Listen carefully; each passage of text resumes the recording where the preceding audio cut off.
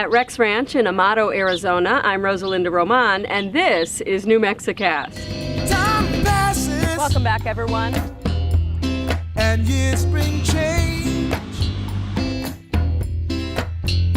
People grow, oh, and memories remain. Memories remain. Las Vegas, Nevada. Memories remain. Yes, they do.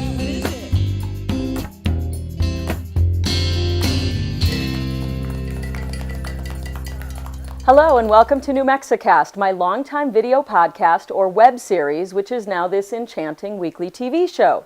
One of the nicest things about being an independent reporter is that people approach me all the time with story ideas. Unfortunately, because I am a one-woman band and a full-time mom, I frequently have to decline those stories even though they're great ideas because there just are not enough hours in the day. Which is why this next series caught me by surprise.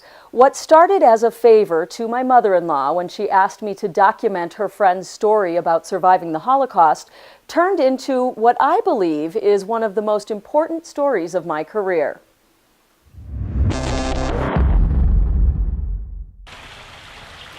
Welcome back to New Mexicast, everyone. I am at a place called Rex Ranch. It's a guest ranch south of Tucson, Arizona, and it's a really special place for me and my husband, Nathan.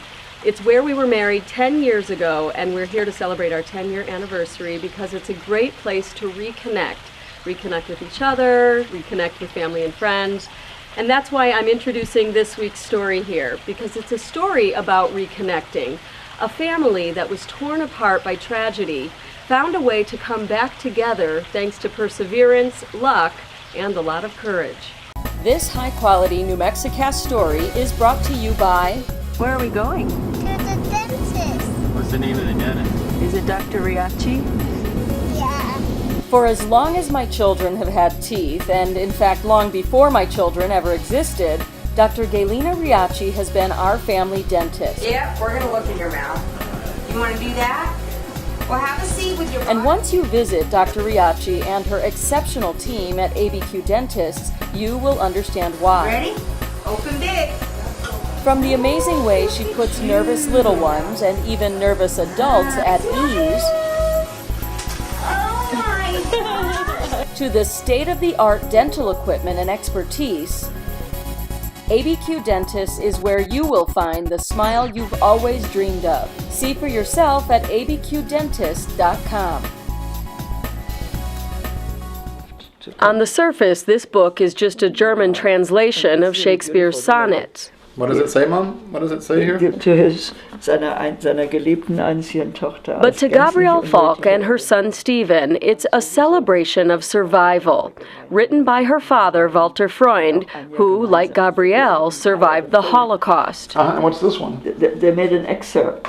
Oh, it's just an excerpt. Little. Collecting heirloom documents like his grandfather's books has long been Stephen Falk's passion, but finding information about his family isn't easy. He combs through archives and travels the world, often with his brother Don and their mother Gabrielle, searching for the tiniest clues. I found an entry that had relatively a lot of information, and it was an entry about the last will and testament of a woman who died in 1829, and one of the people that was mentioned among her heirs was my great-great-great-grandmother, who is my mother's great-great-grandmother, who is in the painting out in the foyer. And so it tied. I mean, it created a whole new picture for her because I didn't know. We only knew her name. We didn't know who her father was or who her any other people in her immediate part of the family. And so there it was, right in this book, captured as a little entry. Piece by piece, Stephen reconstructs his family's history, gathering names, dates, documents, in the hopes of repairing what was so violently torn apart by the Nazis. I just was in Berlin actually just a few weeks ago and was spending some time in the archives and learned that one part of my mother's family actually came from a little town in Moravia. So it was a new piece of information that will start a whole new trek from It sounds like an incredible, very personal puzzle. Yes, it is. It is a puzzle, and that's really what it is. It's a puzzle, and then constantly solving one little puzzle, and then seeing where it leads to the next one. But as intriguing as the mysteries are, this is no exercise in genealogy. This is his family's story, and like so many other Holocaust survivors, it is full of heartache.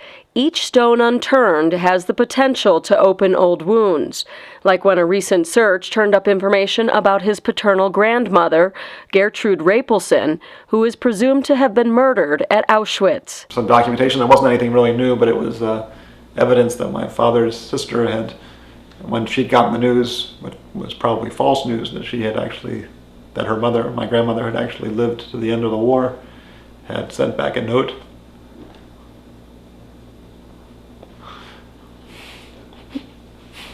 Who wrote this note? Ava had written the note. Yeah, she wrote the note that just said, "We are American or U.S. citizens. Your application is pending." Does that mean she was that close? Well, she wasn't really that close. I mean, she was just trying the process, but she wasn't actually alive. As painful as these discoveries can be, Stephen Falk presses on, pulling the pieces back together and preserving what remains. You made it. Yeah. Perhaps his most important preservation effort, documenting his mother's stories while he still can. Stephen knows there is no archive which can paint a picture the way she can, no historic record with the unique sound of her voice or sparkle in her eyes. They took me to see a Schiller play about Joan of Arc. So he recently arranged a recording session for Gabrielle to document some of her stories for future generations. And I'm supposed to have said, ich wusste gar nicht, dass es in Frankreich auch so edle Menschen gibt, which means I had no idea that there were such noble people in France. The result is profound and moving, and will be the subject of the next episode of the New Mexicast. I'm Rosalinda Roman. By the way, the person behind the camera shooting this intro and tag is my husband of 10 years, Nathan, and that's Dr. Nathan. He's not a videographer. So thank you very much for letting me recruit you and supporting me in all of the things that I've been doing. And thank you for all these wonderful years. Happy anniversary, sweetheart. Well, that just goes to show how fast time flies. Forget 10 years, Nathan and I just celebrated our 15-year anniversary. So much can happen in a span of 5 years. Back then, we had 2 little girls, and now we have 2 slightly older girls and a delightful, very rambunctious, active 3-year-old boy. That, of course, is the joyful side of time passing. The sad side about that time passage is that from this time when we recorded that series to now, we lost my beloved mother-in-law, Anne Brown Goldfine. She was the inspiration for me sitting down with Gabrielle Falk to tell her story, and I will forever regret not sitting down with her to tell her own amazing stories. But of course, Mom Anne would not approve of me sitting around feeling sorry for myself or harping on something that can't be changed. So what I will do is continue to tell inspiring stories about fascinating people. People like Gabrielle Falk. Coming up after the break, part 2 of her amazing Holocaust survivor story. Don't go away.